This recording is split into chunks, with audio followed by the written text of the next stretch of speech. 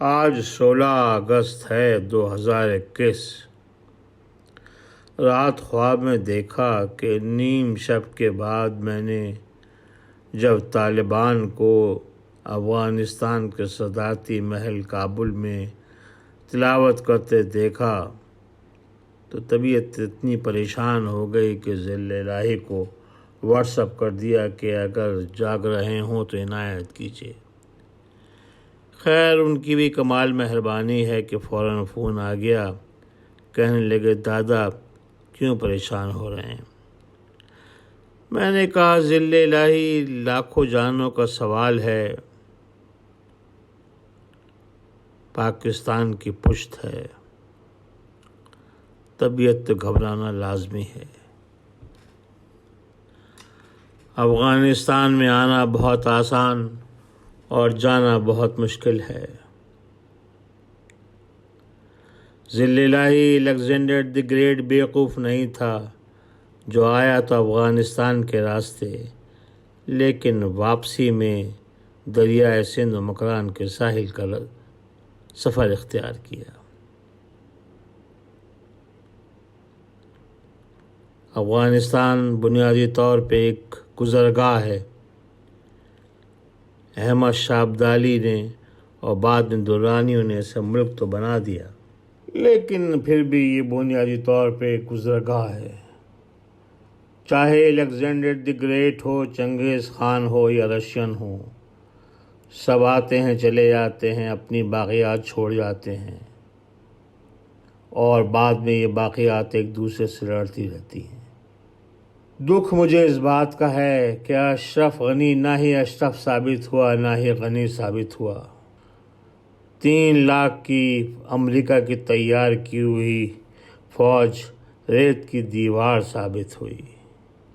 Kabul airport کے مناظر دیکھ رہا ہوں، کلیجہ منہ کو آ رہا ہے۔ ذل الہی بولے دادا پریشان نہیں ہوں، جو فوجیں تعصب کی بنیاد پہ بنائی جاتی ہیں وہ ریت کی دیوار ہی ثابت ہوتی ہیں۔ جہاں تک اشرف غنی کی بات ہے، جو انسان اپنی قوم کا نہیں وہ کسی کا نہیں۔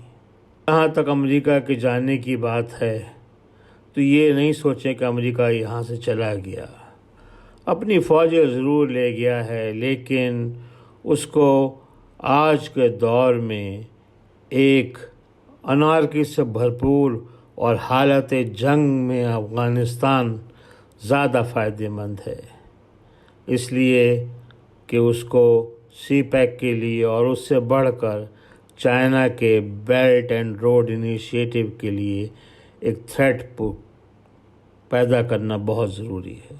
ایسا کہ آپ نے کہا کہ افغانستان گزرگاہ ہے، یقیناً وہ سینٹرل ایشیا اور انڈین سب کانٹیننٹ اور انڈین اوشن کے بیچ کا راستہ ہے۔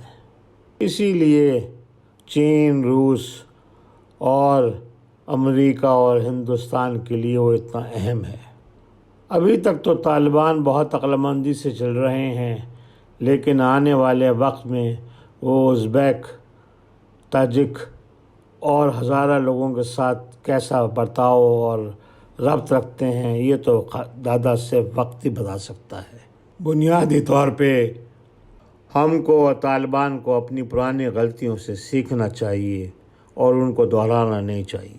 جہاں تک آپ نے مودی کی بات کی تو دادا آپ ہی کہتے ہیں کہ انسان کے وزڈم کا سب سے بڑا دشمن اس کا ایگو ہوتا ہے۔ مودی کے تو $3.5 بلین دریائے کابل میں بہہ گئے۔ لیکن سب سے خوش آئند بات یہ ہے دادا کہ 20 سال سے افغانستان فوجی امداد پہ روٹیاں پکا رہا ہے۔ آنے والے وقت میں اس کو معاشی استحکام کی شدید ضرورت ہے، اور آج کے وقت میں ضرورت سے زیادہ پیسہ صرف چین کے پاس ہے۔ لہٰذا چین اور روس پوری کوشش کریں گے کہ افغانستان میں استحکام رہے تاکہ ان کو ایکسیس مل سکے انڈین اوشن کا، اور امریکہ اور نیٹو اور انڈیا پوری کوشش کریں گے کہ وہاں پہ انارکی، جنگ اور بدامنی پھیلے تاکہ وہ سی پیک اور BRI کے لیے تھریٹ ثابت ہو سکے۔ اتنے نا امید نہ ہوئیے، اس لیے کہ اس مرتبہ روس، چین، ہم اور ایران افغانستان کے لیے ایک ہی پیج پہ ہیں۔ اللہ بہتر کرے گا۔ میں نے کہا ذی اللہ وہ تو ٹھیک ہے، لیکن آپ کو افغان تاجک رہنماؤں کو پناہ نہیں دینا چاہیے تھی۔